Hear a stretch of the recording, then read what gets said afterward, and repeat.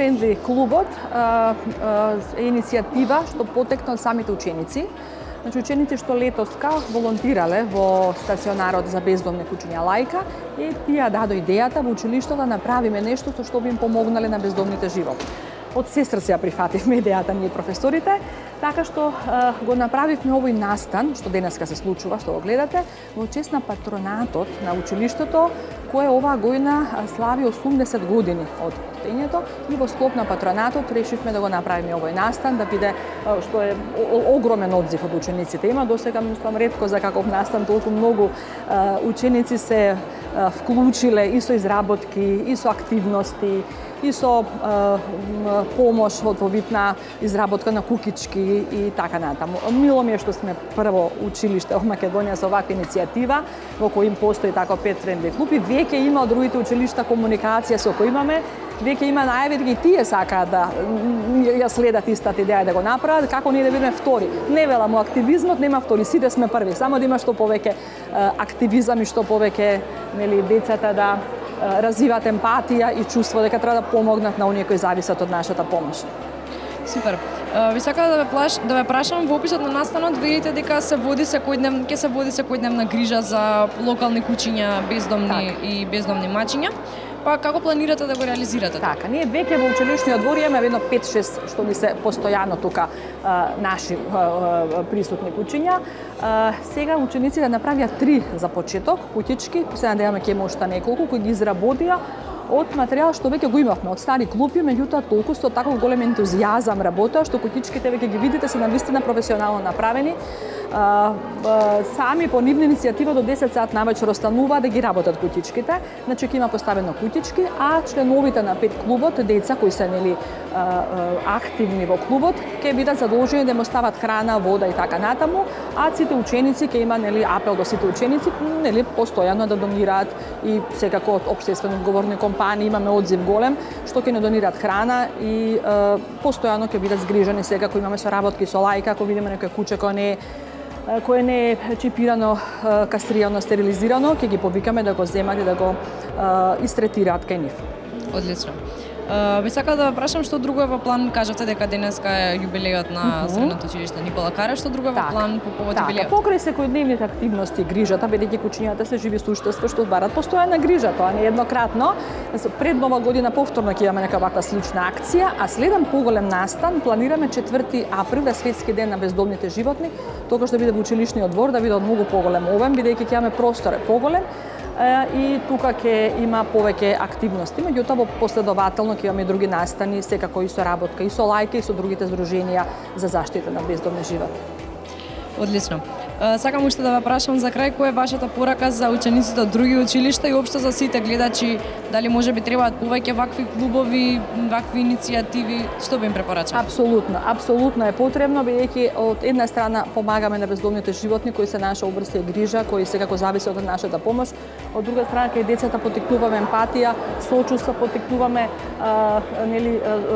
чувство дека тие се потребни некому и дека тие треба да се грижат и дека всушност единствено така го развиваме нивниот карактер и нивното размислување во хумана димензија и секако и самите активности им се и дружење кои гледате како се собираат заедно, сите се фокусираат да направат, сите се свесни дека прават нешто добро некому. Секако највеќе за подигање на свеста кај младите дека всушност грижата за животните е наша обврска и обврска на секој цивилизирано општество.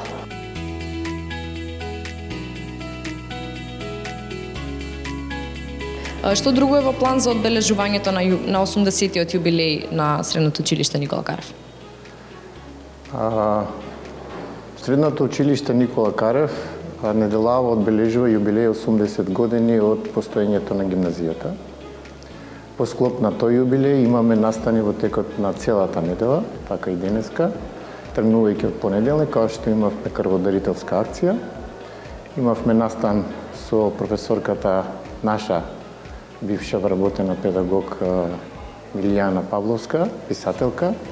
Имавме ораторски дел, каде што беа вклучени сите деца, имавме панел дискусија, имавме потоа организација од страна на активот по странски јазици, кај што деца гледаа филмови, имавме организација од страна на активот по природни науки и еве денеска дојде денот четврток, каде што покрај еколошката акција која го организираме заедно со учениците, имаме еден настан кој го крстевме како Pet Friendly настан, со кој ги поканивме професорите од факултетот за ветерина и вработените од јавното предпријатие Лајка да ни дадат, да ни кажат како и на кој начин треба да се однесуваме и да се грижиме за нашите пиленичиња.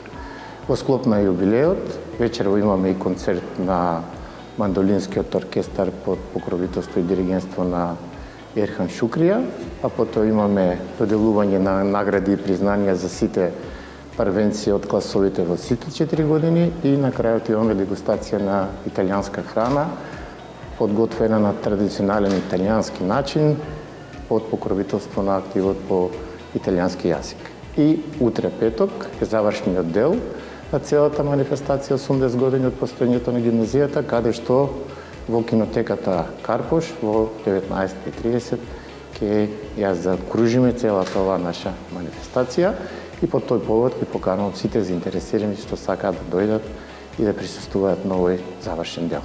Исто така, морам да напоменам дека во склоп на овој јубилеј исто така наставничкиот совет заедно со учениците донесе одлука да направиме една монографија која ги опфаќа периодот од 2014 до 2024 година, каде што се содржани сите оние активности кои гимназијата ги има спроведено и во делот на наставата, и во делот на воннаставните активности и сите резултати и постигнувања во овој период од 10 години.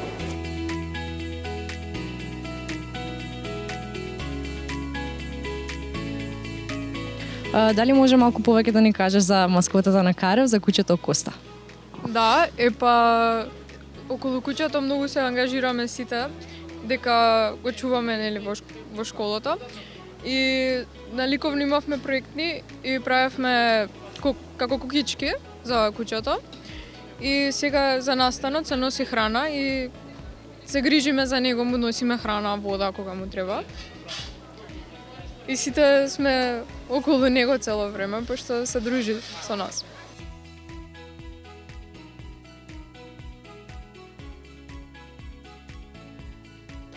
Дали си член на училишниот клуб Pet Friendly? Да, јас сум член. Какви се вашите активности во клубот? Што изработувате, како се едуцирате и слично? Формирањето на клубот првично поттикна од моето волонтирање летоска во Лајка.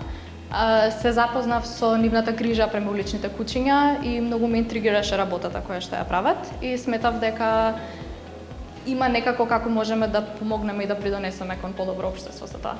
Одлично. Која е вашата порака за учениците од другите училишта, но и општо за гледачите? Дали ни требаат повеќе вакви иницијативи, можеби повеќе вакви клубови во средните и основните училишта? Сметам дека да, бидејќи бројот на улични животни за жал расте, а свеста се намалува. И сметам дека треба да се свестиме повеќе и да вложиме повеќе труд за да се погрижиме за нешто.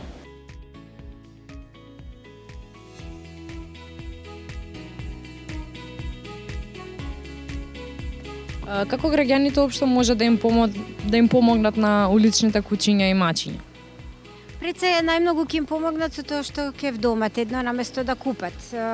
Во услови кога имаме толку неодговорно чување куќе, пред се причината поради која што имаме премногу куќиња бездомни на улица е лошото одгледување и чување на куќиња. Едноставно премногу се напуштаат куќиња, неодговорно создаваме легла кои што после ги напуштаме и ете го проблемот на улица се мултиплицира до голема бројка кога таа веќе представува опасност за безбедноста на граѓаните. Значи пред се вдомувањето е промовирањето на хуманост према овие живи души, нели кои што не барале да се родат, неагресивно однесување, затоа што односот спрема куќиња на улица е принцип на огледало. Какви се луѓето спрема куќињата, на некој начин и куќињата ги условуваат така да се однесуваат. Значи доколку никој не ги чепка и не ги вознемирува и куќето нема да пројави агресија.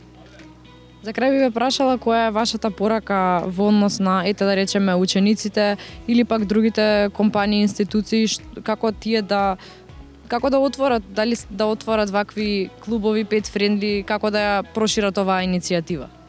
Па секако дека секое продолбочување и ширење на оваа идеја може само да има позитивен импакт и да даде белег врз да кажеме еманципацијата за ова прашање, затоа што емпатичноста и хуманоста спрема животните не прави целосно подобри луѓе за спрема било каква друга проблематика која што нели инволвира хуманост и хумано однесување.